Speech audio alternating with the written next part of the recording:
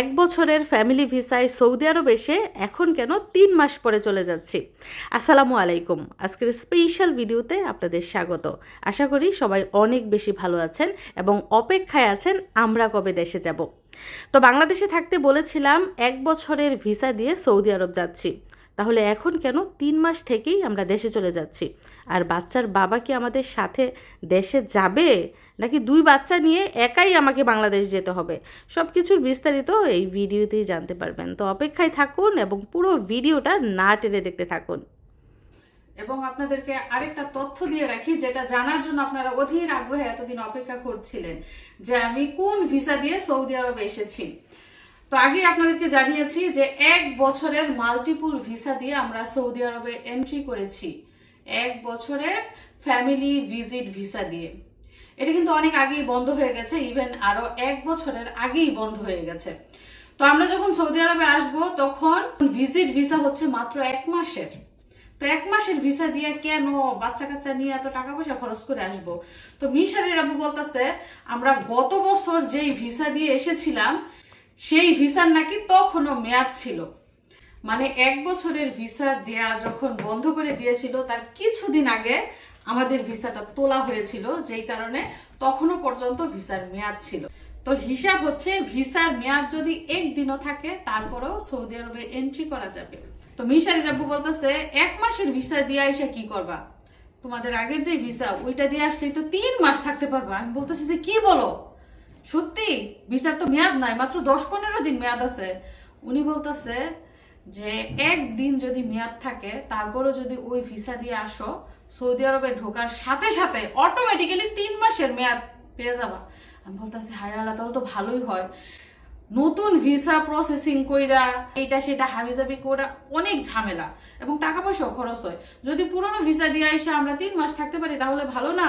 তো মিশারির আব্বু বিমানের টিকিট কাটলো, সবকিছু অ্যারেঞ্জ করলো এবং আমরাও বাংলাদেশে সব প্রস্তুতি নিলাম এবং হৃদয় তারকে সাথে নিয়ে আমরা একসাথে 4 জন আসি। যদিও আমরা একটু টেনশনে ছিলাম যে বাংলাদেশ থেকে ছাড়ি কিনা কিংবা সৌদি আরবে ঢুকতে পারি কিনা, যেহেতু ভিসার মেয়াদ ছিল মাত্র 10-15 দিন। কিন্তু আলহামদুলিল্লাহ কোনো সমস্যা হয় নাই, আমরা স্মুথলি বাংলাদেশ ইমিগ্রেশন পার হয়েছি এবং সৌদি আরব ইমিগ্রেশন পার হয়ে সুন্দর মতো সৌদি আরবে প্রবেশ করেছি। এবং প্রবেশ করার সাথে সাথে অটোমেটিক্যালি আরো 3 মাসের মেয়াদ বেড়ে যায়। তার মানে 1 বছরের ভিসা 15 মাস পর্যন্ত মেয়াদ ছিল। তো সামনে কি করব? সামনে যদি আবার 1 বছরের ভিসা আমরা না পাই তাহলে আমাদের পরিকল্পনা হচ্ছে একদম পার্মানেন্ট ভিসা। হ্যাঁ, পার্মানেন্ট ভিসা। যদি ওই পার্মানেন্ট ভিসা পেতে হলে অনেক অনেক নিয়ম কানুন থাকে, অনেক যোগ্যতারও প্রয়োজন থাকে। আর সৌদি আরব হচ্ছে মধ্যপ্রাচ্যের একটা দেশ, এটা ইউরোপ কান্ট্রি না। এইখানে যদি আপনি 50 বছরও চাকরি করেন তাও ন্যাশনালিটি পাবেন না, ফ্যামিলি ভিসা পাবেন না। ফ্যামিলি ভিসা আলাদা করে নিজের যোগ্যতায় নিতে হয় এবং সরকারকে ট্যাক্স দিয়া, ভ্যাট দিয়া তারপর ফ্যামিলি নিয়ে থাকতে হয়। এর জন্য এতদিন আমরা ট্রাই করি না, যেহেতু 1 বছর মেয়াদি ভিসা আছে, দরকার কি পার্মানেন্ট হওয়ার? তো যদি পরবর্তীতে এই সুযোগ আর না পাই তাহলে পার্মানেন্টই হতে হবে এবং টাকা পয়সা অনেক অনেক খরচ হবে। কিচ্ছু করার নাই, ফ্যামিলি নিয়ে একসাথে থাকতে হলে স্যাক্রিফাইস করতেই হয়। যাই হোক, আমাদের বিমানের টিকিট রেডি। বাংলাদেশ এয়ারলাইন্সে করে সন্ধ্যা 7:30টার ফ্লাইটে বাংলাদেশের উদ্দেশ্যে রওনা দিব। কোনো একদিন কোনো এক সময় আপনজনের কাছে ফিরে যাব, যে আপনজনগুলো বাংলাদেশে রেখে এসেছি। এবং আবার কবে আসি সেটাও জানি না, তবে ইচ্ছা আছে, মন থেকে যাচ্ছি খুব তাড়াতাড়ি যেন আবার নবীর দেশে ফিরতে পারি, বাচ্চার বাবার কাছে ফিরতে পারি। মিশরাত, ওরে ওরে মিশরাত, মিশরাত, বাংলাদেশে চলে যাবে দেখে কান্না করতেছো? কি বাবাকে রেখে যাবে দেখে কান্না করতেছো, না বাবাকে নিয়ে যাবে তুমি? হ্যাঁ,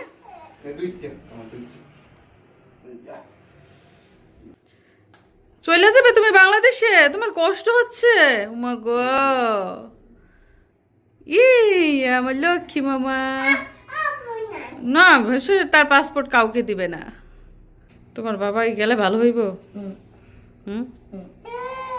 মিশরাতে যদি বলে তার বাবাকে যাওয়ার জন্য, তাহলে তার বাবার যাওয়া উচিত।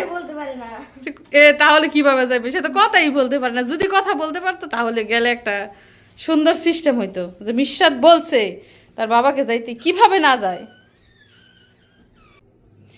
এই ফাইলে করে কাগজপত্র নিয়ে তারপর বাংলাদেশ থেকে এসেছিলাম। আবার এই ফাইলে করে কাগজপত্র নিয়ে সৌদি আরব ত্যাগ করতে হবে। এখানে আমাদের রোটারি কাবিনের কাগজ টাগজ যা আছে, ন্যাশনালিটি যা আছে সব এইখানে, ইন্স্যুরেন্স যা আছে সব। আল্লাহ, এখন আবার চলে যেতে হবে, সব কিছু ফাইলের মধ্যে রাখবো গুছিয়ে মনে থাকতে থাকতে। আর আমরা কিন্তু টিকিট আগে ভাগেই কাটি, যেদিন যাব এর কিছুদিন আগেই কাটি, কারণ পরবর্তীতে কিন্তু সিট পাওয়া যায় না কিংবা অনেক দাম থাকে টিকিটের। মাশাল্লাহ মাশাল্লাহ, মাথায় টুপি পরে পাঞ্জাবি পরে মিশারি আর মিশারির বাবা চলে যাচ্ছে, কিন্তু মিশরাত কি করবে? তার তো ঘরে বসে থাকতে হবে। যে দেখাইতেছে ওই দিক দিয়ে যাইতো, সে ভাবতেছে তাকে বুঝি সাথে নিয়ে যাবে। হ্যাঁ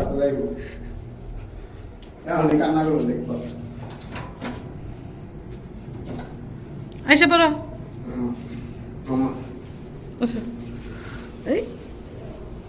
বাই বাই দিয়ে দাও, আল্লাহ হাফিজ দিয়ে দাও।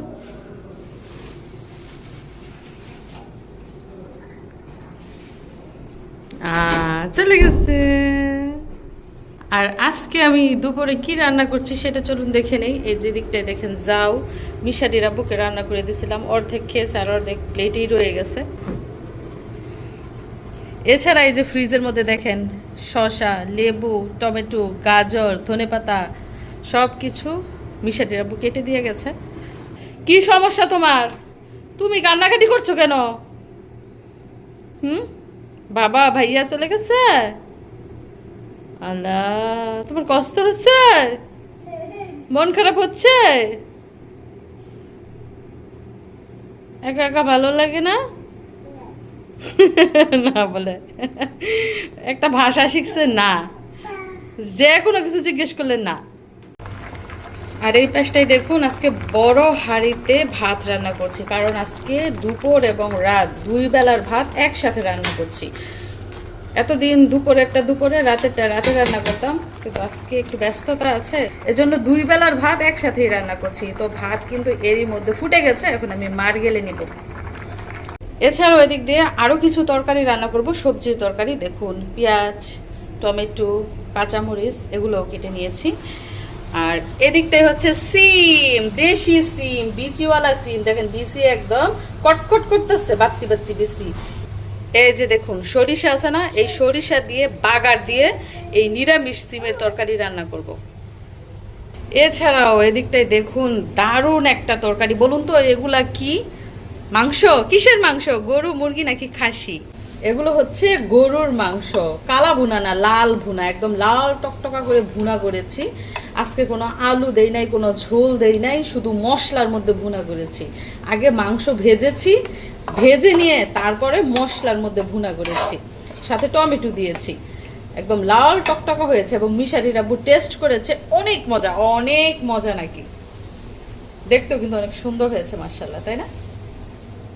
এদিক দিয়ে দেখেন ভাঙচুর চলছে। এই যে আমার মেকআপ বক্স নিয়ে দৌড়, মেকআপ আইটেম নিয়ে, এই যে বালতির কাপড় চোপড় সব এলোমেলো করে বলছে, ড্রয়ার ট্রয়ার যা আছে মনে করেন খুইলে সব লন্ডভন্ড করে ফেলছে। কি ব্যাপার মাম্মা? কি ব্যাপার? তুমি কি ঘর গুছালো থাকতে দিবা না? সব কি তোমার মন মতো চলবো? দিয়ে দিছে গো। তুমি কি লিডার নাকি? তুমি লিডার? মিশরাত লিডার? এটা আমার লিডার মিশরাত। এগুলো কি করছো কাপড় চোপড়? হ্যাঁ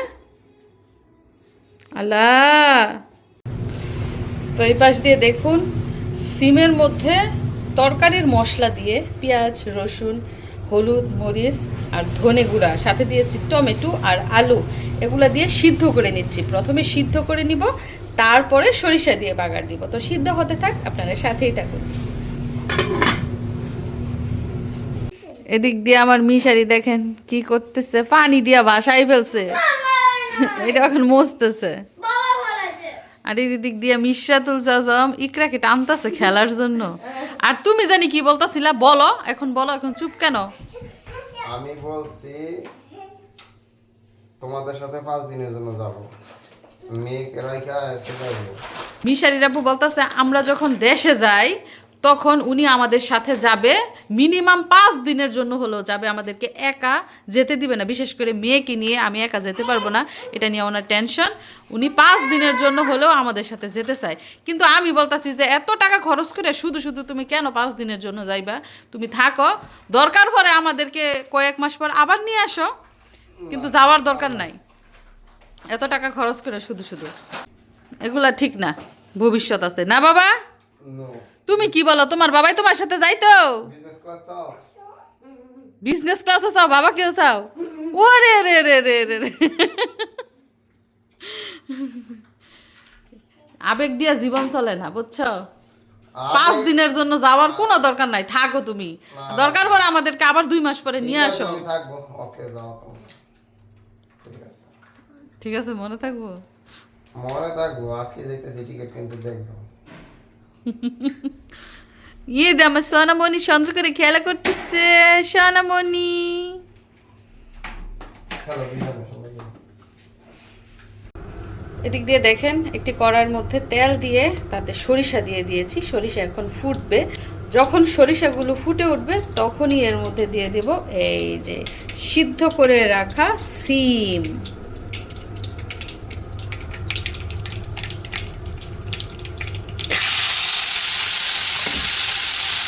সিম দিয়ে দিলাম।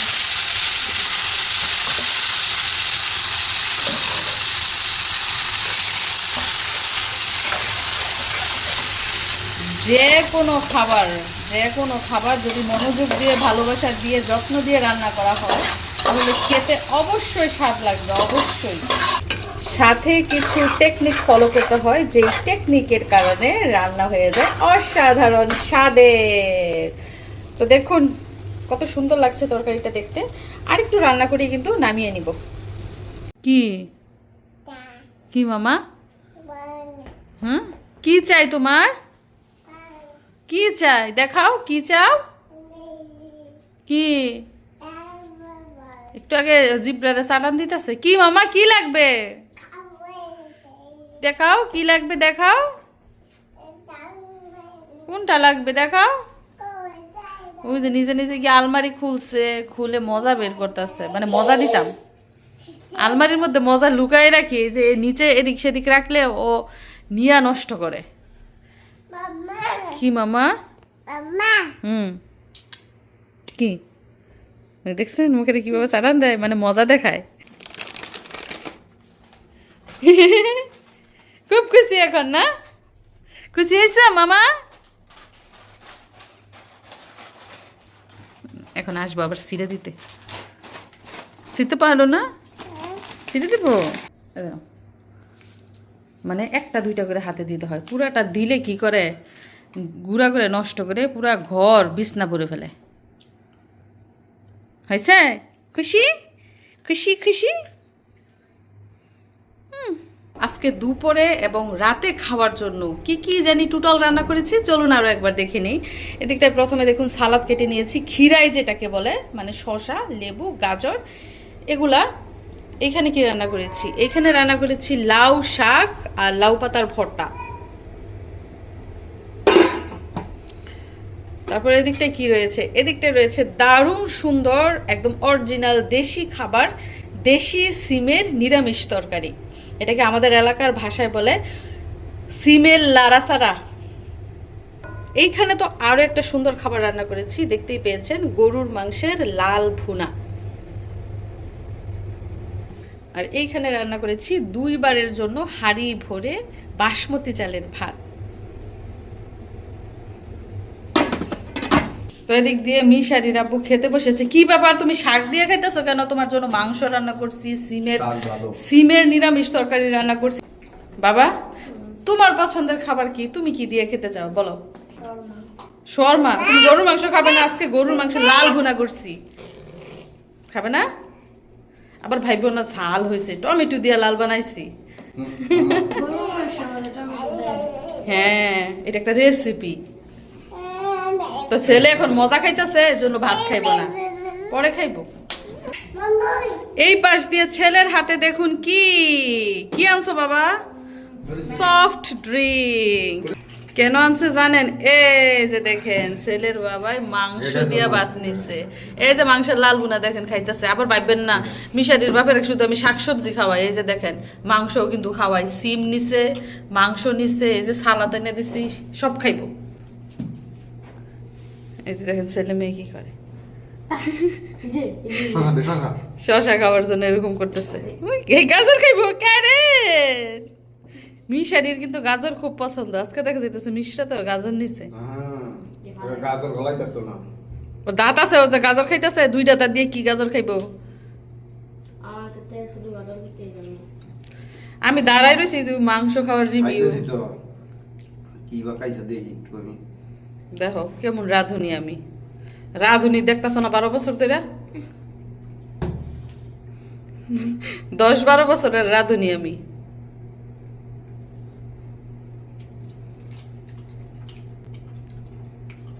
ঠিক আছে, মজা হয়েছে? ভালো হয়েছে। এখন এই খাবার খাইয়া তোমার কি মন চাইতেছে আমারে দেওয়ার জন্য? কি গিফট দেওয়ার জন্য মন চাইতেছে বলো? বলো বলো বলো, সত্যি সত্যি বলো, কি গিফট পাওয়ার যোগ্য আমি? এই যে ফোলায় বাপের ইশারা দিতেছে, বাবা গোল্ড কিন্তু বইলো না। তুমি খুব ভালো করেই জানো আমি গোল্ড প্রেমী, তো গোল্ডই চাই। আচ্ছা, এই যে দেখেন ইকরা মনি চলে এসেছে। ইকরা একটা সারপ্রাইজ দিবে আপনাদের। ইকরা হাতটা সরাও, 2 হাত সরাও। এই যে দেখেন ইকরা দেখা যাইতেছে, দেখছেন? ইকরার পোশাকের মধ্যে ইকরার ছবি। ওয়াও, এখন পোজ দাও। এই তো সবাইকে সবাইকে লাভ দিয়ে দিচ্ছে ইকরা, সবাইকে লাভ দিয়ে দিচ্ছে। তো মিশারি যখন ছোট ছিল, মিশারিরও সেম এরকম একটা গেঞ্জি ছিল, ছবি লাগানো গেঞ্জি। ওই গেঞ্জিটা এখনো আছে বাংলাদেশে, এখনো মিশারির ওই গেঞ্জিটা আছে, কিন্তু ছোট হয়ে গেছে, ছোট হয়ে গেছে।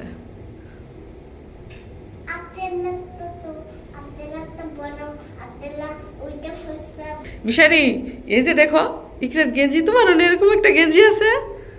হ্যাঁ আন্টি,